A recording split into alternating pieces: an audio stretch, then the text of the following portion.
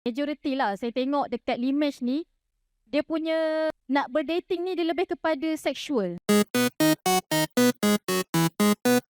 Berhati-hati bila gunakan teknologi. Jangan sampai tak ingat dulu. Instagram juga, diorang buat iklan about jual pakaian, and then after that I message, and then rupanya dia tipu je. It's only an ad to scam other people lah, and I already transfer the money to that pihak.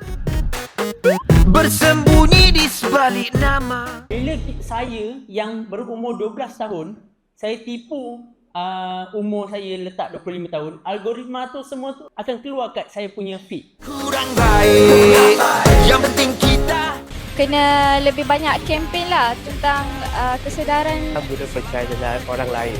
Gunakan internet dengan etika, kita akan mesti dapat kebaikan yang banyak. Internet selamat. Internet selamat. Internet selamat. Internet selamat. Internet selamat, tanggungjawab semua. internet selamat.